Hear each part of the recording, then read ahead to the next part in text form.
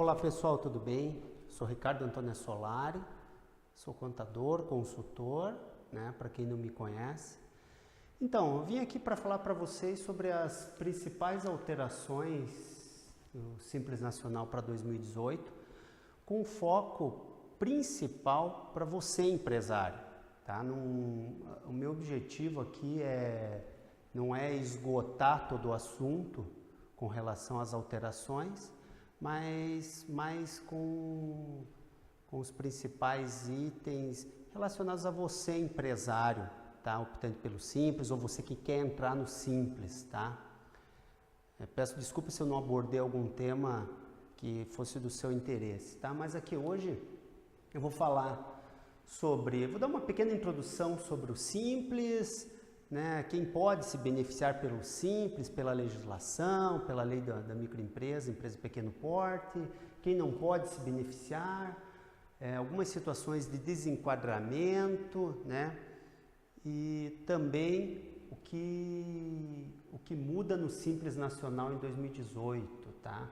Também vou tratar um pouquinho sobre os novos limites para você permanecer no Simples Nacional, novas atividades permitidas, tabelas do Fator E, novas tabelas, Fator R, nova sistemática de cálculo dos Simples Nacionais e do Simples Nacional e outras alterações que podem lhe interessar, né? Investidor anjo, licitações em órgãos públicos e falar um pouquinho sobre o modelo de DAS, né? Então, o Simples Nacional, né, ele foi criado pela Lei 123 de 2006, com o objetivo de dar tratamento favorecido e simplificado para as empresas, microempresas de pequeno porte, tá? E também para regulamentar e determinar o regime de apuração do Simples Nacional, tá? Ele trata de duas coisas. Uma que é o tratamento favorecido e o regime tributário do Simples. É importante observar que uma empresa que esteja no lucro presumido, ela pode também ser enquadrada na lei do Simples, na lei do Simples não, na lei de microempresa, empresa de pequeno porte, para se beneficiar de alguns itens constantes na lei 123, tá ok, pessoal? Então, a definição de microempresa, né? De microempresa quem fatura até 360 mil, né? E empresa de pequeno porte quem fatura mais do que 360 mil e fatura até 4 milhões e 800. Inovação essa que começou a vigorar já agora em 2018, tá? Até o ano passado era 3 milhões e 600, né? Então, importante observar quem que não pode se beneficiar do Simples Nacional, né? Ou seja, que não pode se enquadrar no Simples Nacional e se enquadrar na lei de microempresa, empresa de pequeno porte. Cujo capital participe de outra pessoa jurídica, né? Se a empresa do Simples participar do capital de outra pessoa jurídica também, ela não pode permanecer no Simples.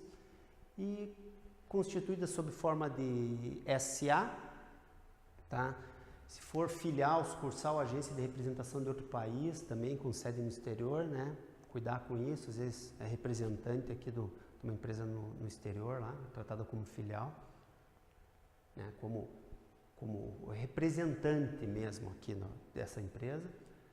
E cujo capital participe pessoa física que seja inscrita como empresária ou sócia de outra empresa que receba o tratamento favorecido, né, diferenciado, enquadrado como microempresa em pequeno porte, de acordo com a lei 123, e que a receita global dessas empresas em que você participa seja superior a 4 milhões e 800, ou seja, cuidado você que é sócio de outra empresa, às vezes é sócio de uma empresa com o pai ou algum outro negócio com um amigo, cunhado. Esse item aqui é bem importante aqui, que pode te pegar, né? Também ainda, quem não pode, quem quem seja sócio ou titular de empresa com mais do que 10% do capital de outra empresa, né, não beneficiada pelo Simples e fature mais do que 4.800.000, ou seja, se é sócio de uma outra empresa lá de consultoria, lucro presumido, e se você tem mais do que 10% nessa empresa, para fins de desenquadramento, soma-se os faturamentos de ambas, ou seja, é importante você sempre estar informando, notificando a gente aqui do escritório, o seu contador, tá? Fica atento com isso, tá? Sócio administrador ou equiparado administrador com procuração de plenos poderes, né? Ou às vezes é só administrador não sócio de uma empresa, né? E a empresa do pai, amigo, para fins de desenquadramento, soma-se os faturamentos também, você pode ser desenquadrado do Simples, tá? Cuidado com esse detalhe. Resultante de cisão, desmembramento, fusão, né? Nos últimos 5 anos, se a tua empresa participou fez uma cisão, fusão, também não pode participar do Simples. Cujos titulares ou sócios guardem cumulativamente como contratante de serviço relação de pessoalidade, subordinação e habitualidade, ou seja, você é empresário, né, e acaba, para não registrar seu funcionário, pede para ele abrir uma empresa, uma microempresa lá, para que ele emita nota, tá? Se enquadra nisso daqui, isso daqui ou seja, a gente chama da pejotização, e ele é subordinado a você, a empresa dele, até a tua empresa pode ser desenquadrada do Simples, se ambas forem simples, tá?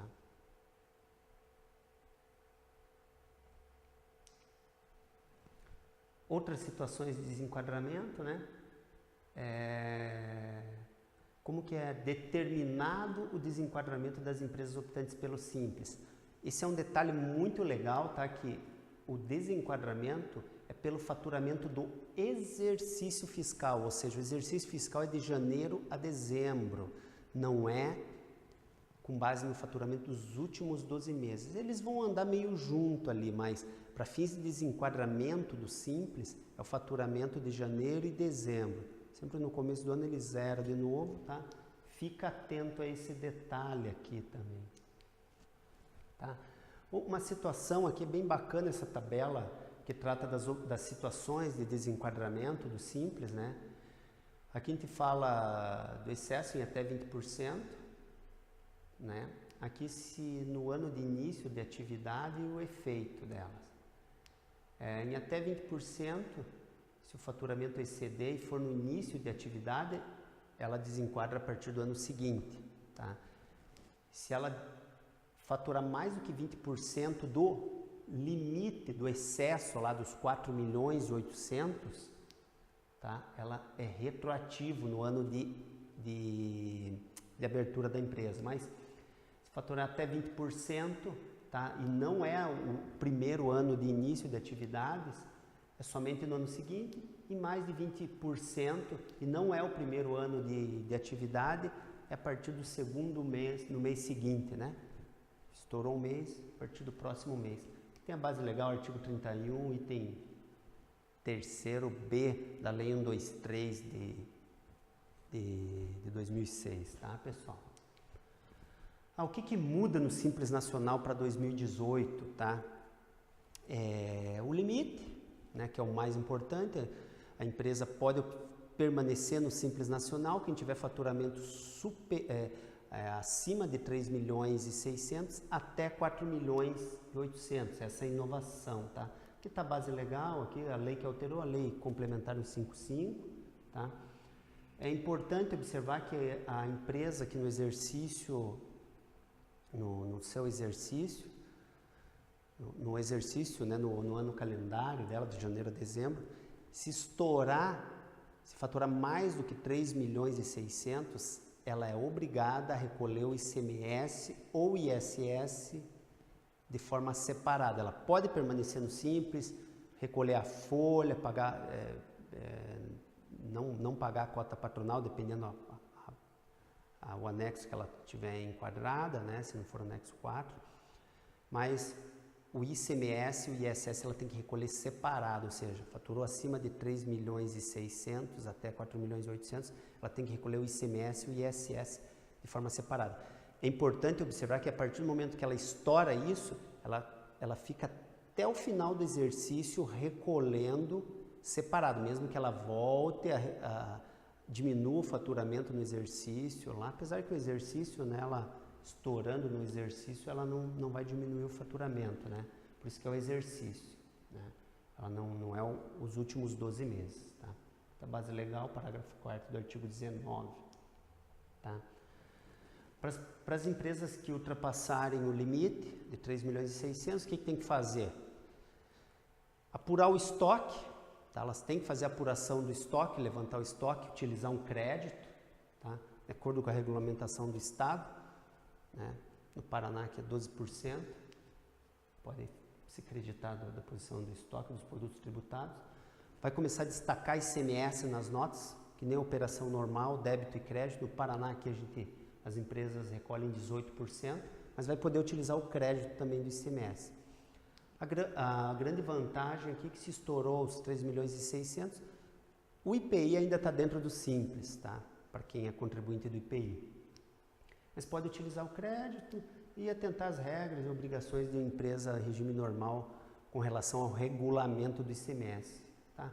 No cadastro vai ser mudado, as situações de diferencial de alíquota, se a empresa tem ST, muda lá o MVA também, tá? E você acaba pagando também, fica sujeito ao DIFAL, diferencial de alíquota interestadual, tá? Para consumidor final também, tá? Fica atento a esse detalhe. Com relação ao ISS, recolhe o ISS de acordo com a alíquota e as obrigações do seu município, tá? Aqui no Curitiba é tranquilo, só a alíquota vai, de acordo com a atividade, de 2% a 5%. Em média, é 5%. As novas atividades permitidas no Simples, geralmente as micro e pequenas cervejarias, micro e pequenas vinícolas, produtores de licores e pequenos produtores de destilados também, né? Destilarias aqui. Existem um quinais, se você tiver dúvida, se pode enquadrar no Simples ou não, entre em contato com a gente que a gente verifica para você se você vai abrir uma empresa nessas atividades aqui. Aqui eu vou falar rapidamente sobre as tabelas, tá? Agora mudou, aqui é o anexo 1, agora antes eram mais faixas, agora são só 6 faixas, de 180 paga 4% e não tem parcela a deduzir. A primeira faixa você aplica alíquota até 180, que dá em média, faturamento médio de 15 mil por mês. A partir da segunda, de 180 a 360, você vai pagar 7,30, mas tem uma parcela a deduzir. Aqui o cálculo é um pouco mais complicado, eu vou explicar mais para frente isso, como que vai ser esse cálculo, tá? E assim sucessivamente. A tabela ficou semelhante à tabela do imposto de renda à pessoa física, tá? E aqui a participação de cada imposto aqui sobre o percentual final. Mas aplica-se esses percentuais, deduz uma parcela aqui, pega faturamento acumulado dos últimos 12 meses, aplica o percentual, parcela a deduzir, divide pelo faturamento acumulado dos últimos 12 meses. É bem confuso, tá? Mas essa tabela do anexo 1, para as empresas comerciais, depois eu vou explicar lá na frente como que funciona mais detalhadamente. No anexo 2, tabela aqui também, começa com 4,5, tá? As participações aqui, né? O anexo 2 é indústria, né? Anexo 3, as empresas de serviço, boa parte das empresas de serviço recolhem no Simples aqui. E também teve uma inovação que as atividades profissionais que tiverem um fator R superior a 28% vão estar enquadrados nessa empresa. Fator R nada mais é do que folha e gastos com folha, encargos, ela vai estar superior a 28%, ela muda de tabela, mas também vou explicar lá na frente, bem legal. Anexo 4, partilha do Simples aqui, advogados, né, algumas atividades de construção civil lá, você que é advogado aí também está enquadrado nessa tabela, ela é bem favorecida também, a gente tem vários clientes advogados. E anexo 5, que a tabela não muito vantajosa, que ela já começa com 15,5, tá? Então, atenção que, na verdade, o anexo 6 foi extinto, tá? Que geralmente era para as atividades profissionais, representante, comercial, foi extinto, tá? E houve a adequação de algumas tabelas do anexo 6, foram para o anexo 3, arquitetura, urbanismo, medicina, odontologia, psicologia, né? E basicamente várias outras atividades profissionais. Desde que também aqui tem a menção na lei que muitas delas tem que ter o fator R aqui, folha, despesa com folha superior a 28%, tá, pessoal? Senão alterna as tributações.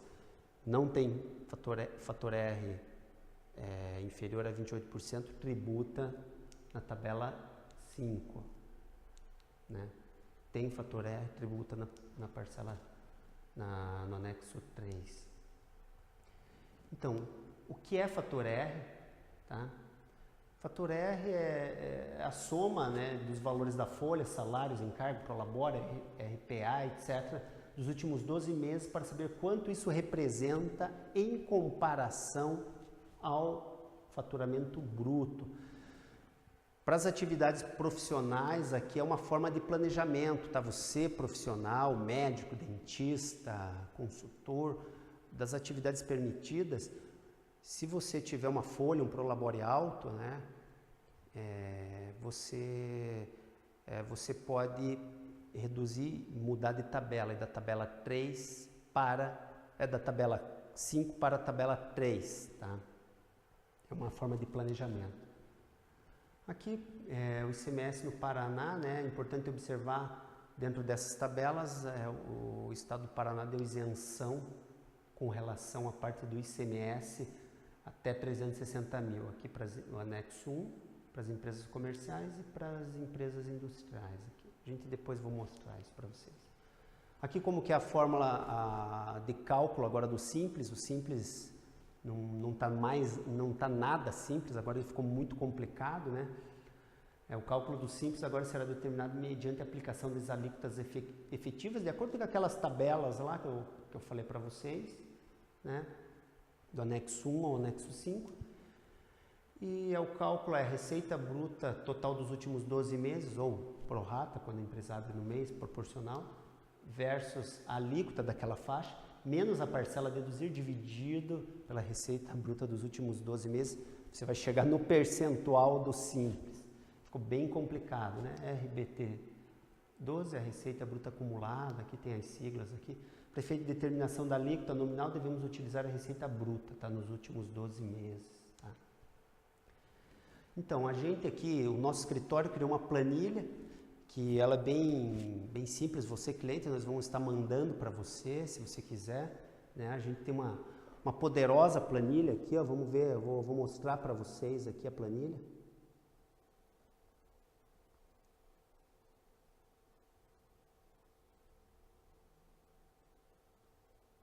Olha lá. Então, aqui nessa planilha aqui,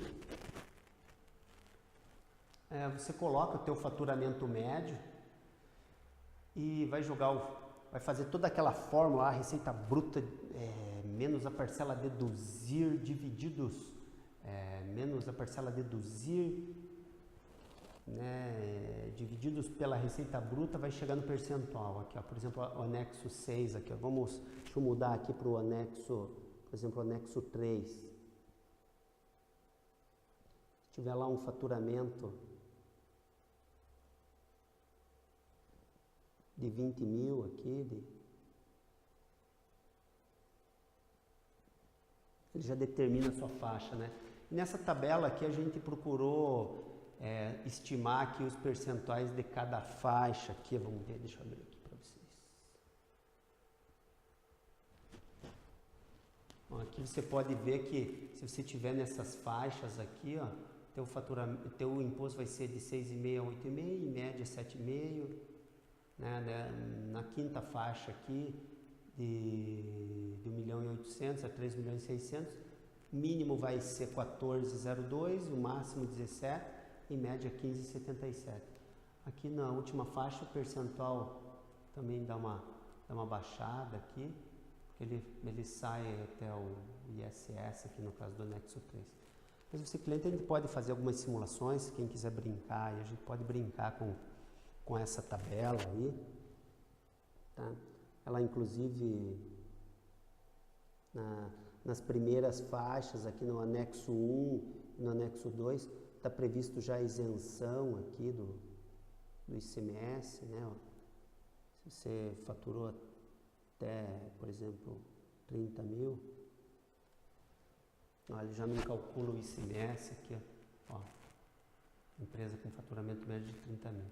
Aqui também a gente vai vendo ali os percentuais das faixas aqui, mínimo, máximo.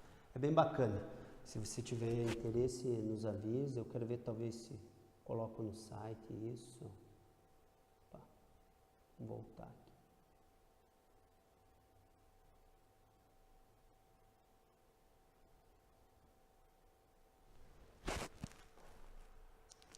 Mudou ali, vamos adiantar aqui.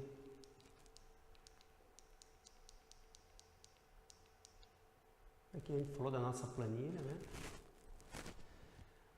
As mudanças do Simples também, aí nessa nova legislação, teve a figura do investidor anjo, que começou já a vigorar já em 2017, tá? A lei 155, que alterou o Simples. Uma parte começou a vigorar já em 2016, alguma coisa, e investidor anjo em 2017, tá? O que é um investidor anjo, né? Uma pessoa física ou jurídica, né? Que pode investir em microempresa, empresa de pequeno porte, mediante aporte de capital, ou seja, vou fornecer recursos para que a empresa se desenvolva com isso, receba e voltasse, depois ele recebe de volta esse investimento realizado. O recurso aportado não integra o capital da empresa, tampouco é considerado receita da entidade. Por esse motivo, não se constitui impedimento de enquadramento. O grande problema para as empresas, microempresas, empresas de pequeno porte, era o quê? Chegava um investimento, ou achava um investimento, um investidor, ele queria ser sócio da empresa para segurar o seu capital, ele era automaticamente desenquadrado do Simples, da legislação de microempresa, do Simples Nacional. Isso acabava prejudicando a saúde da empresa. Agora, com essa situação, ele pode ser investidor somente através de um contrato, tá? Um contrato particular, daí aqui tem algumas regras, ele pode ficar no mínimo 2 anos, né? Acho que aqui, ó, as regras, ó. A empresa optante pelo Simples fará um contrato de participação e investimento, que constarão as finalidades, o que vai ser feito, qual que é o objetivo desse investimento, o prazo de vigência não pode ser superior a 7 anos, tá? A atividade da empresa deve ser exercida unicamente pelos sócios, tá? Em seu nome individual, sob sua exclusiva responsabilidade, né? Porque o investidor não vai ter responsabilidade sobre a gestão da empresa, funcionários, né? A parte tributária, não é de responsabilidade do investidor. Outros detalhes não será considerado como sócio nem terá qualquer direito à gerência ou voto na administração da empresa, né? Diretamente. Não responderá por qualquer dívida da empresa, inclusive recuperação judicial, que nem eu falei, e pode ser remunerado pelo seu aporte nos termos de contrato de participação, né, pelo prazo máximo de 5 anos. Outros detalhes: no final de cada período, o investidor anjo fará jus à remuneração correspondente aos seus resultados distribuídos conforme o contrato de participação, mas ele não pode receber mais do que 50% do lucro, tá? Está limitado a isso. O investidor anjo somente poderá exercer o direito a resgate depois de decorrido no mínimo 2 anos de aporte capital, tá? Ou seja, se ele fazer um contrato, ele quiser, depois não quiser mais brincar, não quero ser mais investidor, ele só pode sacar isso depois de 2 anos, tá? Quando o terceiro for alguém alheio à sociedade, a transferência dependerá do consentimento do sócio. Ele pode vender também isso a um terceiro, as cotas, esse contrato de investimento, mas o terceiro, se for alguém alheio à sociedade, a transferência depende do consentimento dos demais sócios, né? Caso os sócios decidam pela venda da empresa, o investidor anjo terá o direito de preferência, tá? Isso daqui já indo para o final, processo de licitação para as empresas enquadradas como microempresa ou empresa de pequeno porte. Esse é um detalhe muito importante para você que é microempresa, empresa de pequeno porte, participa de licitação, tá? Porque assim, nas licitações públicas, você tem preferência para desempate. Caso você concorra com mais do que 3 empresas, você tem preferência para desempate da licitação, né? Você tem que se declarar microempresa, empresa de pequeno porte antes do início, tá? Aqui está a base legal, artigo 44 da Lei 123.